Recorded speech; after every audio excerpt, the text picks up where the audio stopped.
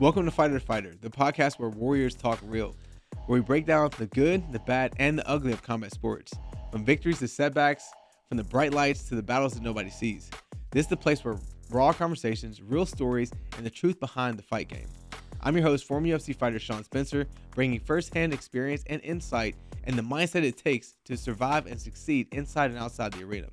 Whether you're a fighter, fan, coach, or someone battling through life, this is the podcast for you. No fluff, no fake hype, just real talk. This is Fighter to Fighter. Let's get to it. What's up? We're back with another episode. This is Fighter to Fighter podcast, the podcast where warriors talk real about the good, the bad, and the ugly of combat sports and life. I'm your host, Sean Spencer, former UFC fighter, and I'm here with another special guest. We got a 40-year combat sports veteran in the room. He's got 5 Muay Thai fights, and he's also the owner of Dark Side Muay Thai and also the owner of Luna House and Bodywork by George. He's a husband and a father and an overall great guy.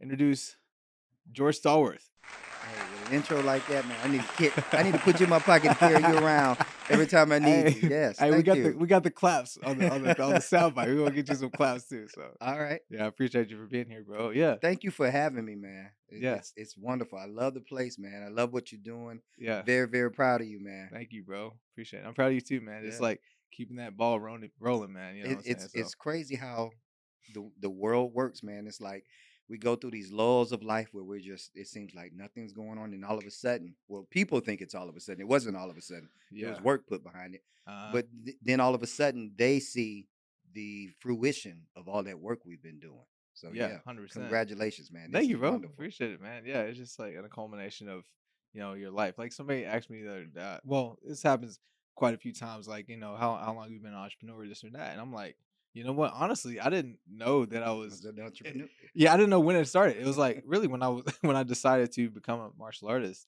When I decided to get on this fight journey, I was like 17. I didn't know. It's really entrepreneurship. You're building a brand. Yes. You know what I'm saying? I didn't understand that. Now I'm really starting to understand building a brand and just like that perseverance, overcoming obstacles, that overcoming fear of rejection, you know what I'm saying? And even though I've door knocked, in previous phases of my life, I was like selling roofs or not selling roofs, but like doing roofing and some other things, Yeah. man. It's like door knocking. It just comes down to overcoming that rejection, you know what I'm saying? Mm-hmm.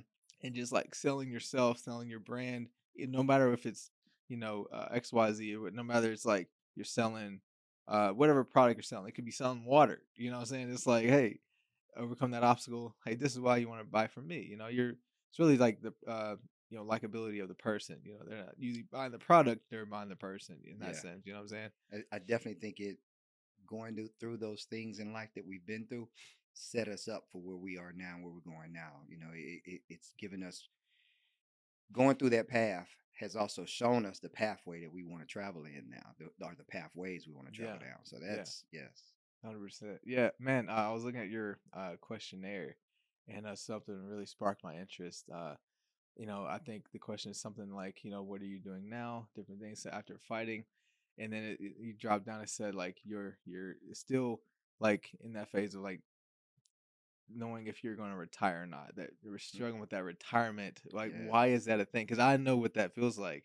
You know what I'm saying? So why is that a thing? Can you open up about that a little bit? I think we want to chase those highs, man. There's nothing like being in a combat sports arena.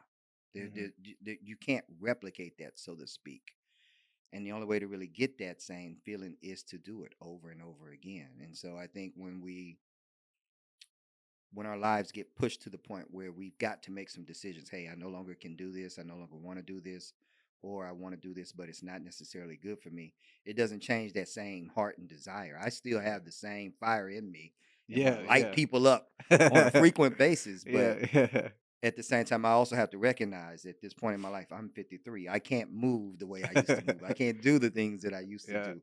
And not only that, taking the damage that comes along with those things, I can't heal and recover in the same way anymore. Okay. And so I have to be mindful of that, but it doesn't stop me from wanting to do it. I mean, 100%. Literally right now, if the right fight came along, I'm game. I want to go. Yeah, 100%. Yeah, and I think it comes down to like and obviously we're fathers now, we're husbands, obviously, and it comes down to those, and we're business owners, so it's like that, that financial obligations, Yeah. different things. It's like, does this make sense for my life? You know what I'm saying? And also, too, yeah, of course, it's like there's a um, in combat sports, you're going to be taking damage potentially. Even if you go in unscathed, but even like the training camp. You know what Yes, I'm saying? The that's training where camp. the You can't real just damage does right. occur. A lot of the time, you know what I'm saying. I want to go back to something you said. Like your body, like you're 53. Don't like it's not the same as it was. But I want to bring up something. Yeah. Have you ever seen that clip of Customato? He was actually boxing around like this little slap Shit. fighting with Muhammad Ali Okay. back in the day. Did you ever seen this clip? The one I'm thinking of, I thought he was with Mike, but go ahead. No, no, no. This is another one I've seen, Okay. and this is like before AI started to be a thing. This is probably like maybe 4 years ago. I saw this for the first time. Hmm. But Customato, like, you know how old he was. He was Yeah. like, this guy was just like, like out moving, out He working had those hands. Muhammad Ali, and it was like people could say, oh, Muhammad Ali was taking it easy on him, but I don't think he was. I think Customato was just like really getting him. He was like Yoda. You know what I'm You know, saying? there's this phenomenon when people are working with you as a coach, even though they might be outclassing you in certain ways or whatever. I don't know if it's just their reverence for you. It's Yeah, not that they're trying to take it easy on you, yeah, whatever. yeah, yeah, I think sometimes they are just in such awe that, hey, this person is still able to do this or doing this, and they yeah, get caught looking sometimes, if that makes sense. yeah. So yeah. Yeah, I totally. I don't. Yeah, I think that is a phenomenon. Hmm. Because there was one time. This is years ago. I think I started competing already. I think I may have been like 19 or 20, but I was still like living with my parents at the time. Hmm. And my mom, my mom, we like got into like we were playing around, like joking about something. And she was like, "I don't care if you think you fighting this and this and that. I'm still going." And she hit me up in the corner, bro. It Yeah, was like started hitting me, and I like couldn't do anything. absolutely. I was just like froze. Like we were playing, but I was just like laughing. Like I just couldn't do anything. But it It, was something about that this aura or whatever that was his mom, you yeah, know what I'm like saying? it's like a It's great feint being thrown at you. Then all of a sudden it's like, oh, I exactly. froze. They got me. Exactly. Yeah. Exactly. Yeah, man. No, that's super cool, bro. Like so your students now. Like Mhm. so you have students, you have your gym. I've seen it, you know. Yeah. Be cool to go, you know what I'm saying? So I like to come over there one time. just had my grand opening Yeah. this past weekend, the weekend of June 12th through the 13th, or 12th, 13th, and 14th actually. Okay. It was a great grand opening weekend, man. We started off that Friday night with basically a huge celebration party. Saturday, I had an open house there at the gym from Okay. like 10 to 12. Packed house at the gym as a result. Yeah. Saturday evening, I brought in WBC Muay Thai champ at, I think he's at 155 or 160, Peter Staudenik. Nice. He came in, put on a magnificent seminar. He stayed the entire weekend. Sunday morning, we woke up and we used the green space out in front of the gym. So once you get a chance, I think you're Yeah. gonna love it, man. It Yeah. reminds me. I hear people often say it reminds them of being in Thailand, but not being in Thailand. Okay. Yeah, yeah. So out in the green space, we ran a mobility class. Mobility and mimosas is what we called it that day. Okay. Me along with another instructor of ours, Annalique. So we did that on Sunday, and Sunday kind of turned into another idea that I've had in the pocket for a while. Just hadn't been able to pull the trigger on. Will eventually, but I did a mini version of it. I call it Pad Work Party. Basically, where I want to talk about it. Yeah. yeah, So real quick, talk. So as I something you told me about that for the first time. This has been a couple years ago when we were at DFW, yeah, and you mentioned it, and you were like, be able to get some like, pad work and have the music going. yeah. I've thought about that so many times. I'm like, how can we make that happen? Have you figured out a way to actually do it? Um, yes and no. I did a little trial run with it, but it was just me as the pad holder myself, me, Peter, and I floated through multiple other people. So I've got the basic format of it that I would love. Now it's just picking the right pad holders, the Hmm. right coaches to come in who really who enjoy this and do the type of work that I'm looking for, Yeah. and then getting the strikers who would really benefit from it and or just have a great time at it. Yeah. It's a lot of fun, man. That day, I think I probably did seven rounds with just different people coming through, and it was just such a great time. And Yeah. then to have an audience there watching it, so Okay. not only are we just hitting pads, I mean, we got people egging us on, people teasing us. Sometimes I might have a little fun and trip somebody or Yeah. Yeah. something, Yeah. that kind Yeah. of thing. Yeah. But I definitely am still looking to put that on a continuous basis. and I look forward to it. Awesome, man. Yeah.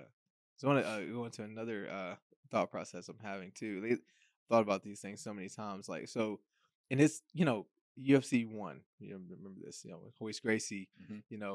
Basically beating everybody. Yeah, With jujitsu. The little guy coming in. Beating the bigger guys. Ken Shamrock and those guys. I think Dan Severn was in that tournament too. But then the UFC back in the day was all about answering that question: who will win? which What martial art martial is arts the the best? yes? Isn't that crazy that it's coming back around to that? I People are get starting to talk about it again. Like that. I thought we already answered these questions, but it's coming around again.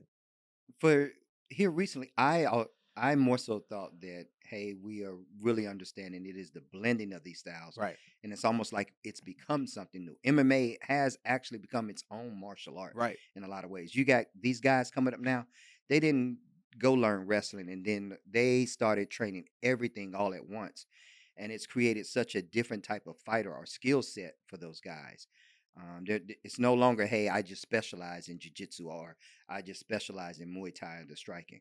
These kids coming up now, they specialize in everything. They're putting it all together well.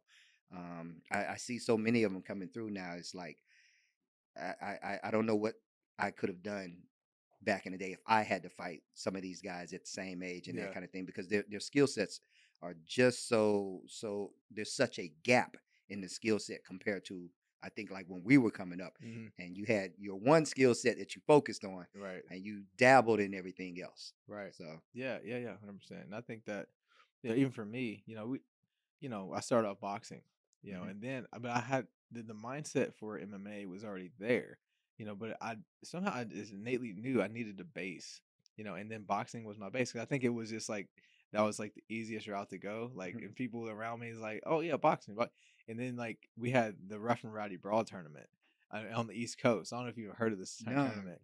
Yeah, Rough and Rowdy Brawl. Anybody can enter, and it was like the grand prize, $1,000 trophy and a jacket, and I was Yep. like, oh, that'd be cool to win that. You know what I'm saying? And I remember my uncle, both my uncles competed in that tournament, and I don't think my dad ever did it. And then I think my brother talked about it, and then I knew some people in my hometown that had done it, and I was like, I'm gonna start there, And I have a whole story with that. I'm very paraphrasing the whole thing, but I started with boxing, Hmm. But then even when I started boxing, I had every intention of taking the boxing skill and And converting it to to mixed some. martial arts. But I knew I had to start somewhere though. But I think some martial arts their base is Muay Thai. You know what Hmm. I'm saying? We think we've seen some of that. Like who would be a good example of that? Like in the UFC or even somebody that well, even like kickboxing is like Muay Thai. It's just that there's a cultural differences when it comes to certain things Yeah. too. So But rule like set differences. Yeah. yeah, like Alex Pereira is a good example. I Hmm. think even like um I'll give you one who oh yeah, I good. think of lately, Carlos Prates. College Prates. practice. Practice. Yeah, Yeah, if you yeah. look Oh at his yeah. striking, Yes. Yes. yes, that he's Muay Thai base, but he's Yeah. blended his Okay, I didn't striking know his base. I into didn't know that was MMA. yeah, but I can Yes. tell he's with that long lean, you know Hmm. what I'm saying? It makes sense. Yeah. I'll tell you another one. He came to Muay Thai later, but if you look at some of his um, some of his fights right after he really started focusing on Muay Thai was Khalil Roundtree. Like when Oh yeah. yeah, he went and Oh spent dude, some time in he's Thailand, and he came back yeah. and like that first MMA fight after his Thailand trip, you could tell he was See, there man, with light on the them lead dudes, leg bouncing, and yeah, yeah, That's what I've realized too, man. Those dudes that go over to Thailand and train, because it's a different mentality, And I've seen some things online. I never went to Thailand, or work out with those guys. I've worked out with top fighters. Worked out for you, of course, but it's the mentality. You know what yeah, I'm saying? It's like just that over that repetition. We know repetition, but it's like just like let's push past even the point of breaking type of situation. You know what I'm hmm, saying? It's a mindset. But yeah, Khalil Roundtree is a wonderful example of that. Um, but yeah, I've seen so many things. Oh yeah, I was gonna say, uh, even when I think about my last fight, not all the time, but I think about it when in conversations. Bilal Williams, hmm. he actually went to. I heard he went to Thailand, was Just training, and that's another thing too, bro. I talked with Peterson about this. The rule number one. I believe there's. I like to talk to you about this too, but I believe there's two rule number ones in combat sports. Never underestimate your opponent, hmm. number one, and then um protect yourself at all times. You know what I'm Yes, saying? So I actually broke rule number one with Bilal Williams. I actually underestimated him. You know what I'm saying? And I actually kind of had a little bit of a big head when it came to my journey back into the UFC, then kind of going back down, kind of reinventing myself a bit, and then I wanted to, I envisioned myself like making my way back up. Right, been You know what I'm back up. saying? Yeah. So Bilal, he, and we all step our game up against certain opponents. You know what I'm saying? I think you hear certain fighters say, "Oh, that guy brought the best out of me." I do Yes. believe I brought the best out of Bilal, and that's awesome. You know what I'm saying? But at the same time, for me, I underestimated him. I didn't like show the same respect he was showing me. But at the same time, he respected his journey more than I was respecting mine at the time. I And get it. you see what I'm saying? Yes. So anyway, that's one reason he beat I've me. been You know guilty what I'm of saying? it. Yeah. Yeah, yeah, and we all did. So I broke that rule. But he went to Thailand. I heard he went to Thailand. But it made a huge difference in his game. Mm. You know what I'm saying? So um and that's part of the reason why he beat me. But there's like all these different components with that. But he showed up. He was the better man that night, and I had to come to Come grips to with that. grips And with that that. Yeah. happened. It happened pretty quickly after that fight. You know what I'm saying? And sometimes you have to talk about it to flush things out because it's like your whole life accumulated into one moment, and you want to win. You visualize yourself winning You've all seen these it. You things, picture and yourself raising that then it hand. didn't happen. You know what I'm saying? It's like Now what? what? Now what? I got Yeah. a black eye and some other stuff, and like all the people I invited. It's like, oh man, How you do I feel like it make let this them up to them? down. You Yes. see what I'm saying? It's like these things. But do you have anything on that? Absolutely, man. I been through it. So up until my last fight was 2021. Okay. Up until that point, I was undefeated, and very similar mindset. I was like, oh, it's cakewalk. I'm gonna go out here. And I'm gonna dog walk this guy. It's not gonna be a problem. Blah blah blah. I got this. Yeah. I go out and I felt like I was decisively winning that fight. And right at the end of the third round, I got touched just right here on in the right spot. Hmm. Went to sleep. Night night. I think I remember you showing me that fight. I think I Yeah. remember you showed it. Yeah. It pretty bad knockout. I had a really bad concussion that symptoms lasted for quite some time after that. Yeah. But it was one of those things when after the fight, when I'm having to sit down and come to grips with myself and reflect on what took place here. Why did I not get the outcome that I envisioned, that I planned for, all those things? And I had to have that self-talk. And it's like, one, you underestimated your opponent. You didn't protect yourself at all times. Um, and there's no need to make any excuses about it anymore. Like I think initially, when I was also dealing with the trauma of the concussion, I was making a lot of excuses for myself about that fight. Um, if I realistically go back and look at it, didn't train the way I should have. Mm-hmm. There was just so many things that I failed to do that would have Right. put me in the place of what you said, protecting myself at all times and not underestimating my opponent. Mm-hmm. Um, so it's that was something that I had to come to terms with, and I think that also helped in the process of my healing, like having the time to sit there and reflect on what went wrong, why did it go wrong, and as a result, these are the consequences I'm dealing with now. So Yeah. Yeah. I understand. Now, I appreciate you sharing all that, man. But yeah, in the combat sports world, there's so many things, man. Because that's something I wanted to touch on, man. So you would consider yourself a Muay Thai guy, yeah. right? So like, okay, and even kind of going back to those questions of like, who would win, the boxer or the Muay Thai guy, Hmm. the jujitsu guy or the wrestler? So all these things. Hmm. So like, do you, as a Muay Thai guy, do you like, you know, obviously it's a striking sport, but Right. then boxing, you're like, obviously we got the hands, but then how do you feel about grappling being a Muay Thai guy? I so Muay Thai, I get to blend a few little things as well There's some grappling too. Yeah, go ahead. because Sorry, there sorry. is Yeah, a little there's bit the of grappling. clinch, Yeah, there is clinch. some stand up grappling, and it happens to be one of the things I really love about Muay Thai. So Yeah. I joke with folks and say maybe in a past life maybe I was a wrestler. When I first started, when I first came back to martial arts training, probably back in 2013, 14, I actually started back with jiu-jitsu because Hmm. I didn't want to Really? do striking. I didn't want to get hurt. Didn't want Oh, to it get makes hit sense. or It any of makes those sense. Yeah. things. And everybody says jujitsu is the gentle art. No, it's not. But back to the question, in terms of Muay Thai having both, you know, technically it's got boxing in it, it's got grappling in it, in those terms. So it, in a lot of ways, I feel it's the best of all worlds, so to speak. But if you had to ask me, hey, what do I think is the best base for martial arts, for MMA at least, I honestly would say probably wrestling. Mm, Then after that, I a lot would of people. say boxing. Okay. Um, a boxer versus a Muay Thai guy. Honestly, I feel like boxers just hit harder. Okay. They've Yeah. got two With the weapons hands. that Yeah. they've been Most honing their most entire definitely. Yeah. life, and they are masters at that. As opposed to say, Muay Thai, I've got 8 limbs, 8 weapons that I'm Yes. working with, and some of my weapons are going to be better than others. And I'm not specifically focused on just these two and how to throw these two to end a fight. If that makes sense. Yeah. 100%. So, if you're asking me as a martial artist, what do I feel is the best base for MMA? Wrestling, Hmm. coupled with great boxing. Yeah. Um, the two of those together, one I get with as a wrestler, I get to determine, hey, either we're going to the ground or we're going to stay standing, and I get to decide that. That in itself is a huge win for anybody. I feel like.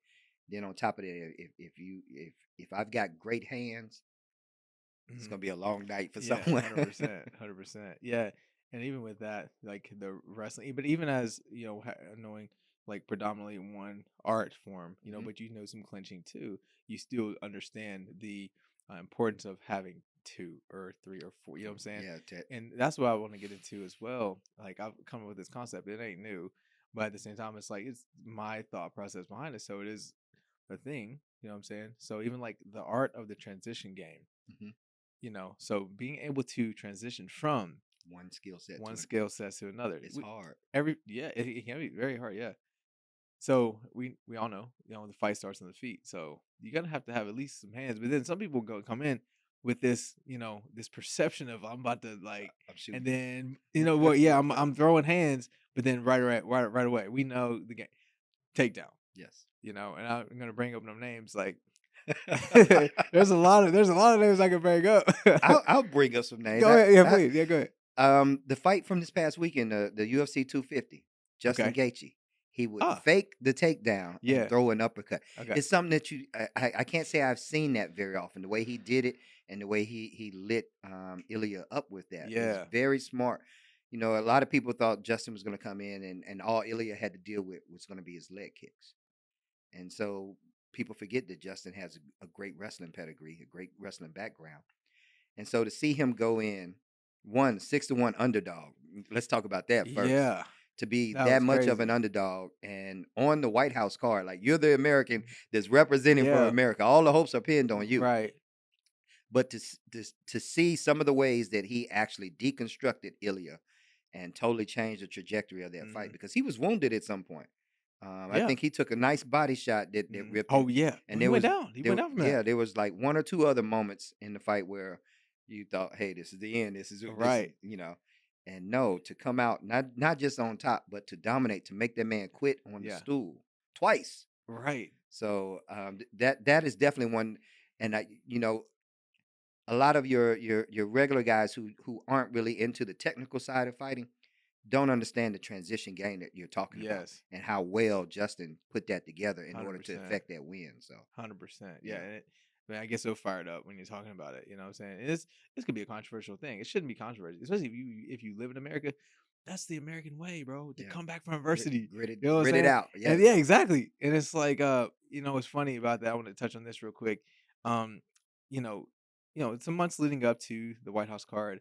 I was like watching Ilya, watching some, I didn't really see anything of Justin much on my feed. Hmm. So I was seeing some Ilya stuff. I was like, yeah, yeah. And as it got closer, I'm like, yeah, I think Ilya's gonna take it. You know what I'm saying?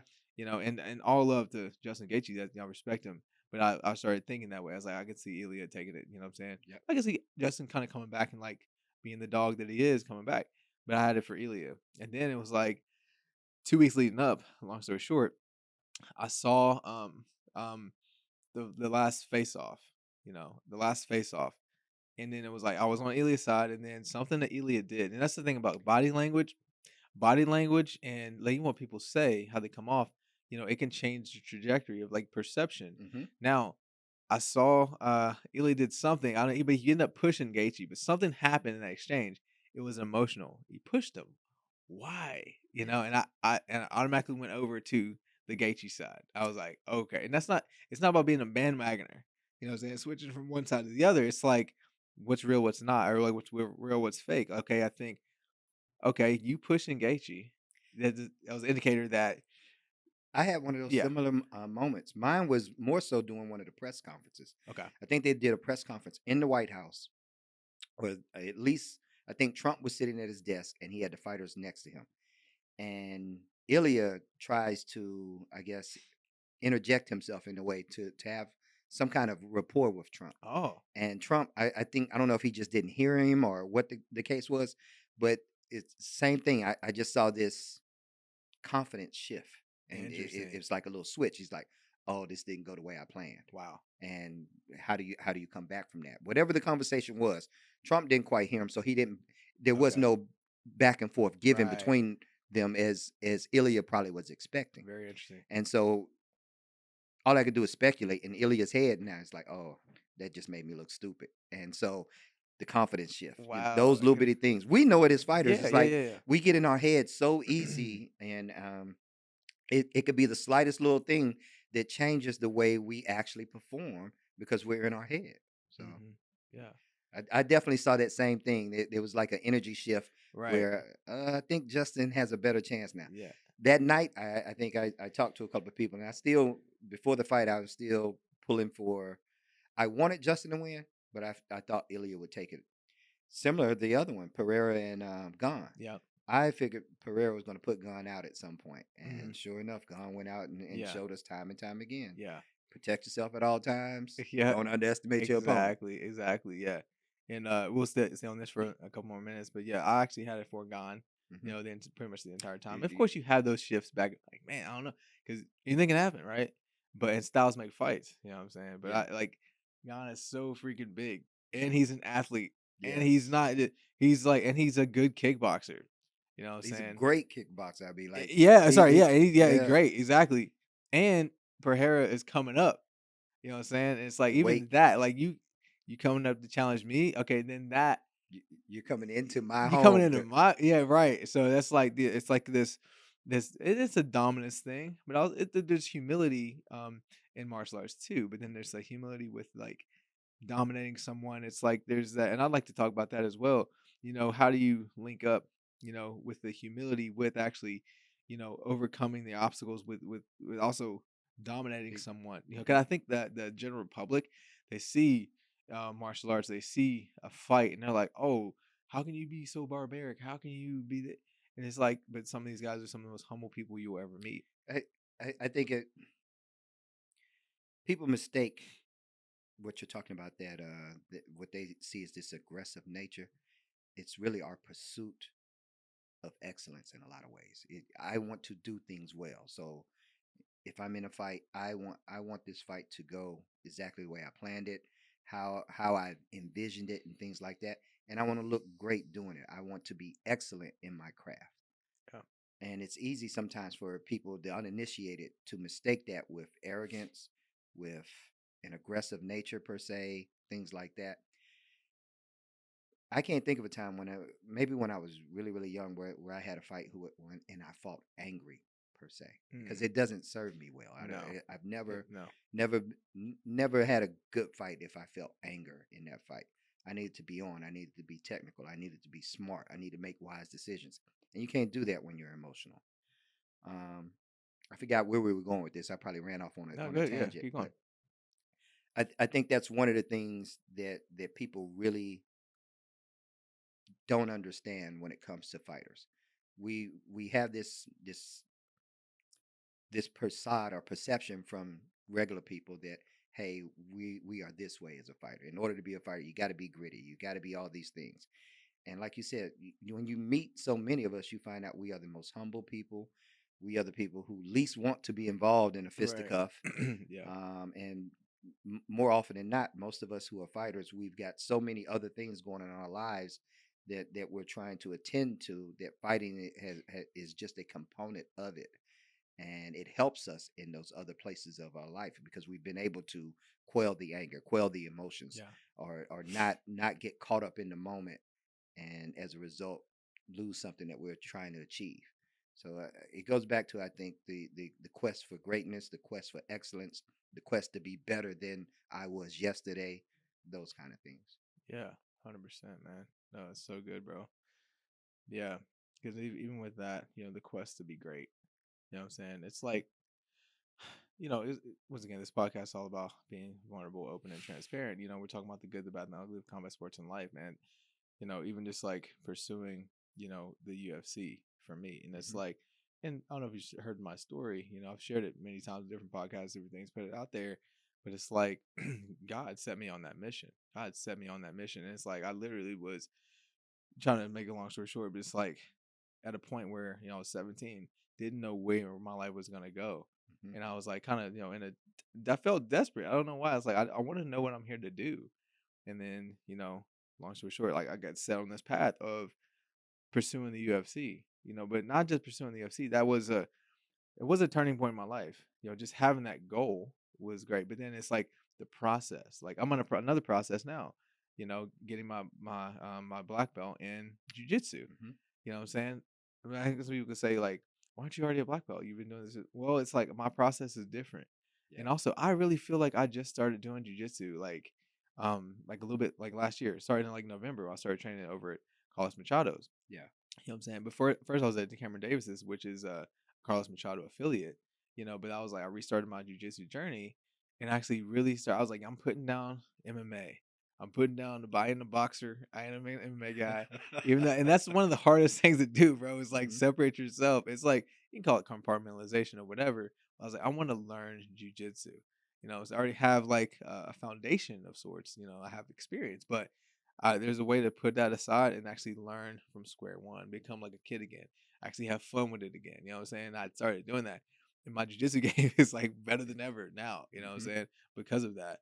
And also the coaching and also the training partners I have around me as well. But I guess in Muay Thai, could you touch on that a little bit? Even like coaches, you know what I'm saying? Because there's a whole culture of this, and it's like, we become like family. You know what I'm Yeah. saying? It's like the blood, sweat, and the tears. It's a real thing, man. You become. I have this thing called bonded by battle. We become bonded by this battle that we're in, training partners and stuff things. So, like, can you touch on that a little bit? Speaking to it from a coaching perspective, man, absolutely. It's like you become invested in these people, and your investment in them creates this work process that they go through in order to get to this goal, which ideally is the fight, and ideally is to have their hand raised at the end of that fight. And so with that, I think one, you're getting to know these people inside and out. Um, and what's that? The shaft gets, I forget what it's called, but basically like you go through a pruning process Mm-hmm. in order to, one, make it to where you're trying to go, two, to create this relationship back and forth with your coach, because I don't want to coach assholes. I don't want to coach Yeah. people who aren't good people. And so when I'm teaching, when I'm coaching someone, I am pruning through them. I am, hey, there's something about this person that's not quite right, or hey, this person's energy is great. I love what they're doing. This is someone who I want to invest myself in. Right. And as coaches, so many times we get it wrong. Mm-hmm. What I see in one person, and I start to invest myself in, and then a year, 2 years later, all of a sudden that person isn't doing the things that I thought they were going to do, isn't behaving in the manners that I thought they would, or just isn't living up to the standard I that I would set for them as their Yeah. coach. Yeah. They're not representing Dark Side Muay Thai in the way that I feel it should be represented. Those kind of things. And vice versa. You get those guys who you had no idea that this person was going to walk through your door one day, and they become such an asset to not only you but your gym, the culture of the environment that you're trying to create, and you those people become lifelong friends as a result. Yeah. One of the best things I did, I just opened up my own gym. One of the best and first things that I did, and I have to thank my wife for this as well, is we hired someone to run the gym. Yeah. I, That's important, I bro. if it was left up to me, You try to Jim do would have been in everything. shambles already. Yeah, you That try to kind do of thing, everything. Yeah, exactly. right? And I've seen that mistake from so many of the gyms that I've worked at over the years. Mm-hmm. I recognize that, hey, in order for this to work properly, I got to have a good infrastructure, and 100%. that's good people around me, because Yeah. that that's who's going to help me get through when times are tough. When I don't know what I'm doing, I need to be able to reach out and gather information, or be able to make decisions based upon other people's experiences as well. Um, again, I feel like I'm rambling. I forgot where the No, no, initial no. I question mean, was, but yeah. it, it it goes back to one as a coach, you're going to lose some people that you really had high hopes for. Hmm. Then you're going to gain some people who you had no idea were coming through your door Yeah. and are going to put the kind of light on you that that God always intended to have shown upon you, so to 100%. speak. So yeah. Yeah, yeah, most definitely. It's funny. I was talking to Derwin about this as well. What I'm saying? Like, some of the guys he has is like they start to call him because it's like they became coaches and it's like coach, I understand now. What I'm saying? Oh, 'Cause, bro, gets fired, bro, like in athletes in general, but also too we're in a you're in the spotlight. It's like you fight for you're in training, but it's like you have some athleticism, whatever. It's like coach gonna put you in there because you're gonna represent the gym well. You're gonna win for us. You know what I'm saying? So mhm, like, you get kind of boosted up in that sense. And it's like you can get a big head about it or whatever, start to get this entitlement. I've experienced all those things, man. yep. And I've learned a lot, over the years and like just how not to be in my life, but really definitely in combat sports, but also too like just staying humble, bro. Like staying humble is such a huge thing, and it's something you learn to do that. You know what I'm saying? It's funny because like in traditional martial arts, that was always a thing. It's like you were taught. It was a skill set that was injected into you, how to be humble, how to carry yourself and things like that. And we don't necessarily get that today, but like I said earlier, these guys today are coming up straight MMA. So they didn't Hmm. start with some base with a one particular coach and things like that. So they didn't get that same pruning process that I'm speaking of, Yeah. where you're day in, day out, and your coach is observing you. He's watching your actual behaviors and how you handle different situations, as opposed to now with MMA, it's like I got a wrestling coach, I got a jiu-jitsu coach, I got a Muay Thai coach, I got a Yeah. boxing coach, and all of them are only getting fleeting moments with me. Hmm. And so no one really gets to see the actual person who I Hmm. am or who I'm becoming or not becoming as a Right. result. And you see it. You see so many jerks in MMA nowadays, or it's these guys who turn heel in order to sell tickets and things Right. like And that. it sucks, man, to It see it that, sucks. bro. It's a horrible thing for the sport, I Yeah. feel like. But I think it is because we've gotten away from UFC one, where hey, Right. which martial art is the best? And so I've trained this martial art all my life, and as a result, it's made me into this person. It's formed me into this person. It's welded me into this human being that I am today. And I take that with me, so to speak. Yeah. So I Oh, think that is one big cultural change that has happened as a result of MMA, um, compared to traditional martial arts. yeah, yeah. And I want to say something too, like even like there is entertainment when it comes to this stuff, because fighting is entertaining in and of itself. You know what I'm saying? Mhm. Without the trash talk, with people can just go out there. These are two guys, It's the just gladiator they go, aspect. yeah, exactly. And it's like, let's just see two people go at it. You know what I'm saying? Let's see who's gonna win. Just like this person has a journey, this person has a journey. Let's see who is really about that life. You know what I'm saying? But even like with the entertainment part of it, I'll bring up Conor McGregor, but even before that, there was, Chael Chael Sonnen. Sonnen. Yeah. Exactly. And before that, there was actually the Tito Ortiz, which is that they're Yeah. kind of in the same bracket, but Tito's before him. There was Tito Ortiz, and there was some other ones before that too. But we need that. It's like is this person gonna back up what they say? Mhm. And I said it kind of sucks in terms of like, when is this person this is the part I said it kind of sucks.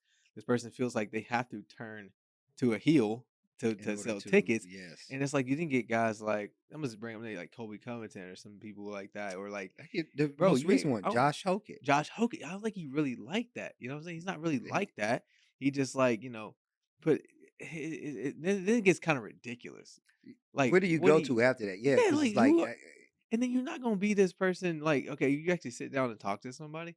It's like, okay, we see you like that, but then you go over here, you're totally different different. in Yeah. some type of on some other But you want to level of be, everybody's seeing you on screen, yeah, but you want them to treat you like the person who you really are behind the right. scenes. Yeah. And Yeah. and it's Or hard to vice do versa, that, I think. because when people see you on screen, that's who they come to know. So Yeah. like when you're not behaving in that manner, they're like, hey, this is confusion here. There's some lie, there's some deception Yeah. going on here. Yeah. Yeah. 100%, man. Yeah. And it's like, even with the time level, I think we'll go a couple other areas.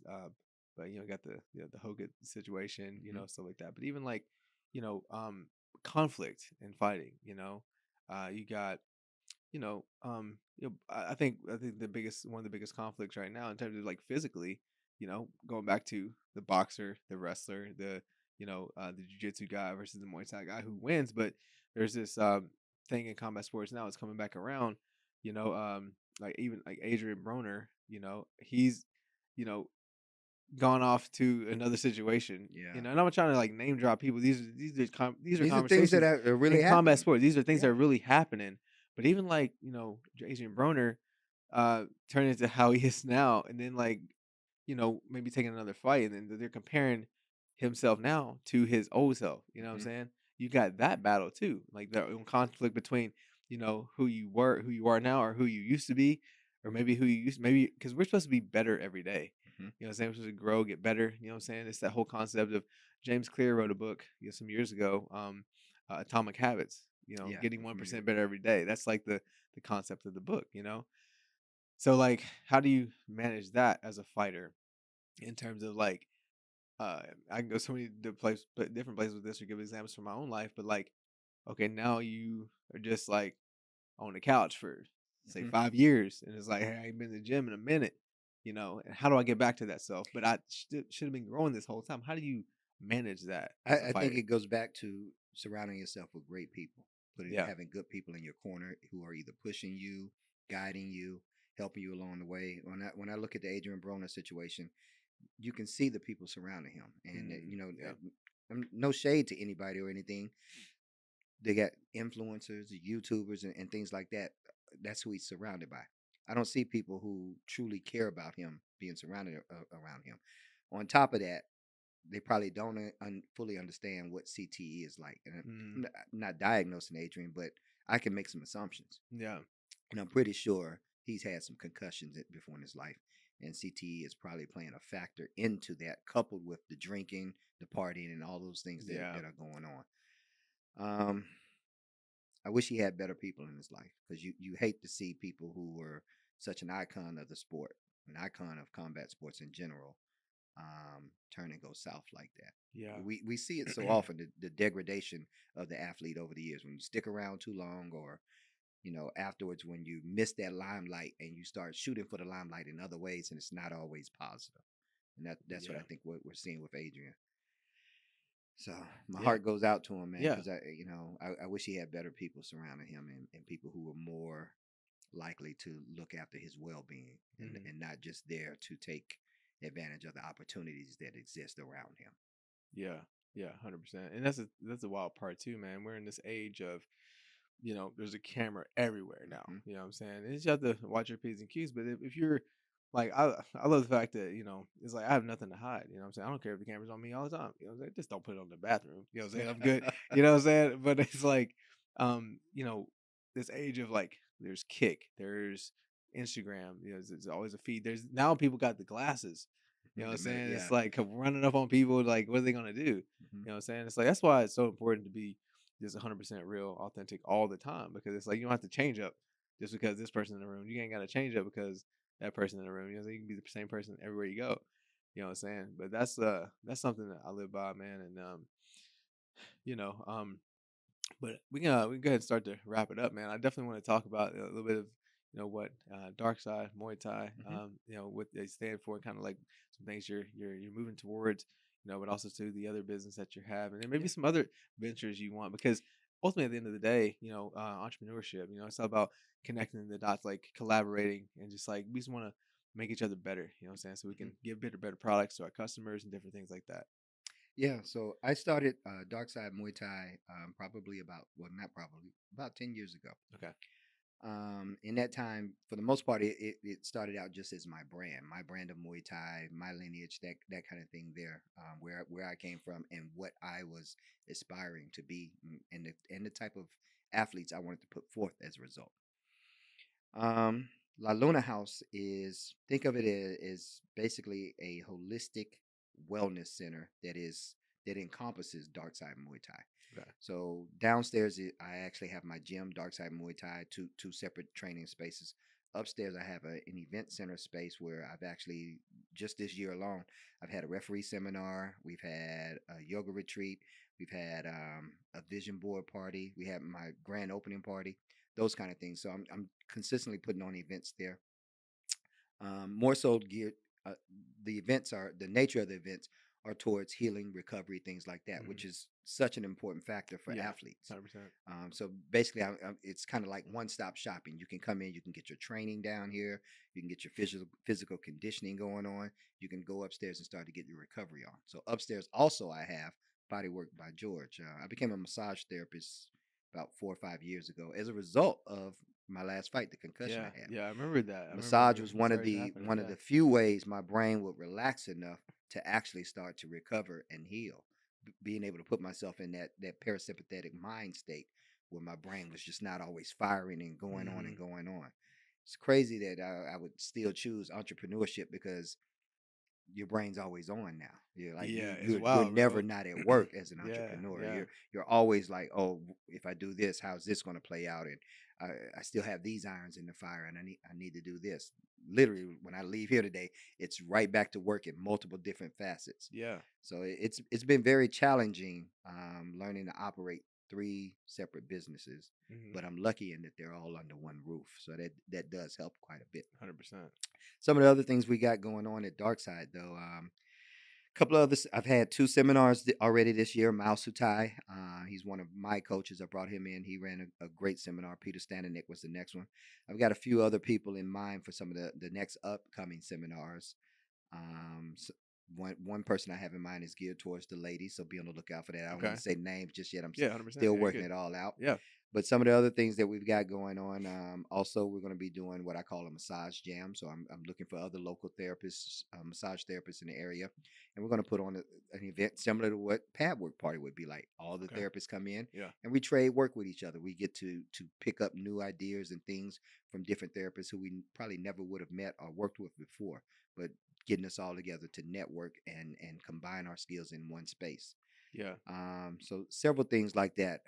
There's just so many opportunities for what I have over at the gym and the space that I have and that the culture that we're creating there. So I'm really looking forward to a lot of the ideas that I've had for years and years and years. Just never had the right opportunity to put them out there. Now I've got it. It's like I'm in my own space. There's so much I want to do, and Hmm. I have to slow walk it though. I have to remind Yeah. myself can't do Yeah. it all at once. I need to 100%. slow Yeah. down, focus on this, then move to the next thing, move to the next thing. Yeah. So that's where we're at. So the next thing coming up, I'm really focused on building out the rest of the gym. We're putting a cold plunge in the gym. We're putting a sauna in the gym. Okay. A couple of more recovery items upstairs. We have the compression boots. Of course, we have the two treatment rooms. We've got a lounge area itself. It's such a great space for training and fighters and things like that. Some of the other ideas that I've got that we're working on is one making it a basically a fighters retreat place.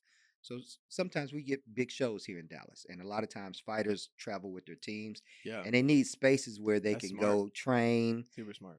have a availability of a kitchen, have availability of a rest area, a Hmm. room, things like that. And I've got that in my space. So that's one of the things we're looking to do. Think of it like an Airbnb for fighters.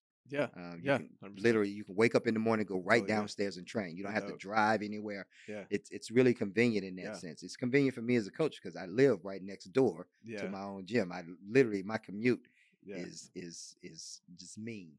Yeah. Yeah. Yeah.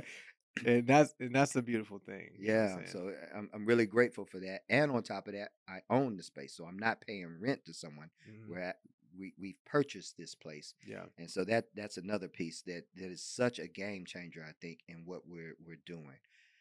Some things that you can look out on the horizon from me. Um, I want to do either an actual fight promotion or something similar to in Texas we have the IKF and MDLs. So basically these are like point tournaments. And so that's what I'm looking for next. I want to be able to provide opportunities because that's one of the things that's really lacking in Texas when it comes to Muay Thai, the opportunities to fight consistently. Yeah. It's gotten better over Yeah. the past Hmm. few years. We've got one of the bigger promotions now, Coalition. They're Oh, okay. consistently putting on shows. Nice. Pong, if you're familiar with him, Punk. he Yeah. just put on his first show with Hard Hits. So we're starting to see the resurgence of shows and things like that. specifically for Muay Thai, and Yeah. we didn't really have that as much as we needed here in Texas, Mhm. especially for the caliber of athletes that we're starting to produce out of here. Yeah. These athletes need shows to be on. They need to be highlighted. They, all those things need to happen. And so that's one of my goals as Dark Side is to help Muay Thai get better by putting on shows up in the level of quality of Muay Thai here in the DFW area. Yeah. So that's part of my mission. That's what I feel the mission I feel I'm on right now. Yeah. And that's huge, bro. Yeah, and I could go off on that too, but I want to wrap it up. But before we wrap it up, Yeah, actually, yeah, I have some gifts for you. I got something for you too. Oh, we both got black bags, huh? So I'll tell you a little bit about some of these. Oop. This first one. So Dark Side also one of the things I'm working on is a line of fight gear Okay. or just gear period. It could be urban wear and or fight gear.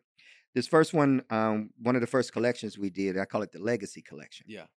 What it comes from is basically in Muay Thai, your lineage is very important.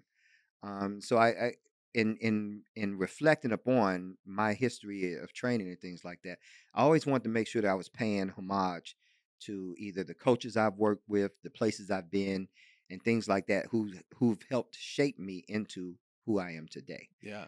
So the first line is called the legacy lineage, and basically I took components from different places I've either trained, coached, taught, or learned, and integrated them into actual fight gear and or wear.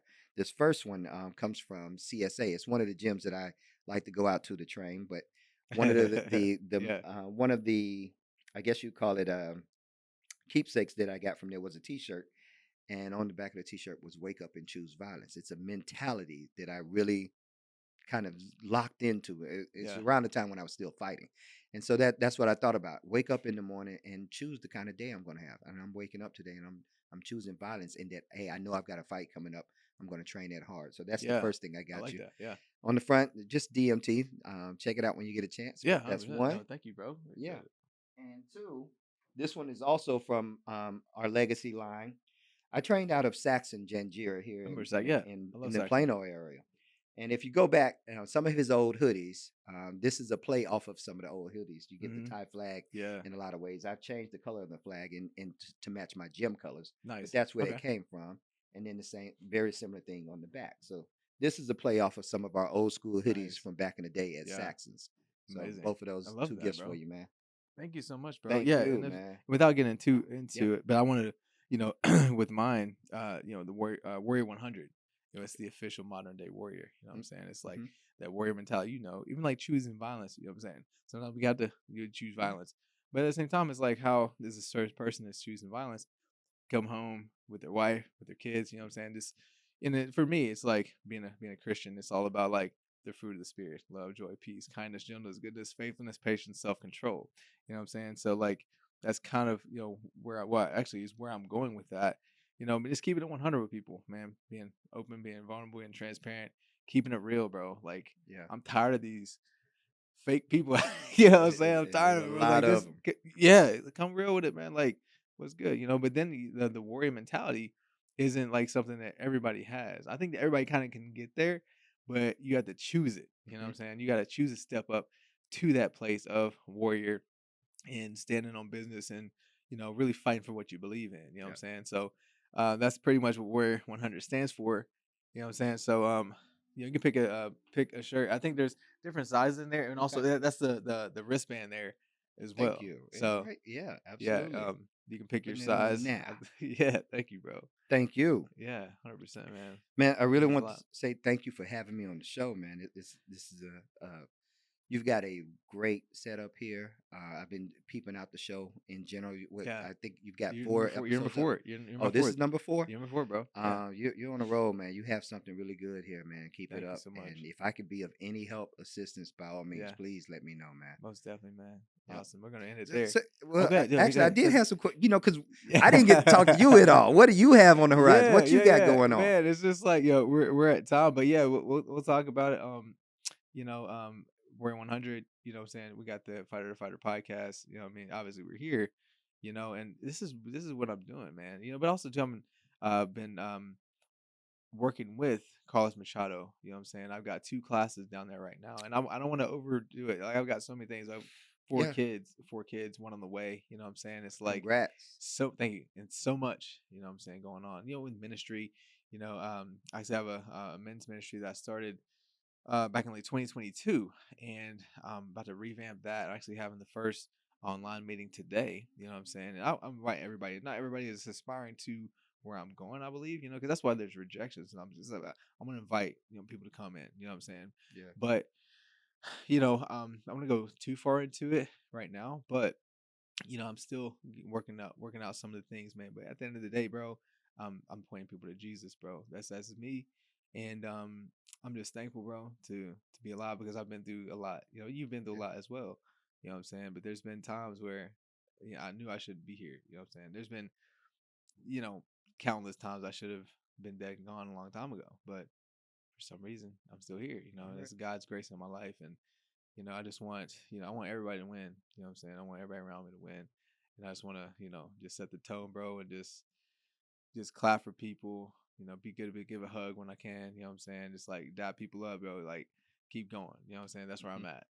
All right. Saying, Dude, I think about the journey you and I have shared like over the years. I think the first I ever heard of Sean Spencer was a friend of mine, a training partner of mine, and he was just crazy about you. And I had never heard of it. I think this was around the time your first stint in the UFC, and you were putting people to sleep or something at that time, I think. okay. And I remember I saw one fight, and I remember thinking to myself after that, when I think I was going to meet you, I was intimidated. Oh wow. I think Sean Holden he Hold on, yeah, called me up. yeah. He's like, "Hey, I got Spence coming up. We're going to be sparring today." And I'm in my head, I'm like, "Oh shit." That's so funny. But then after that, I think we started working together at Title up in Allen, That's right. and Yeah.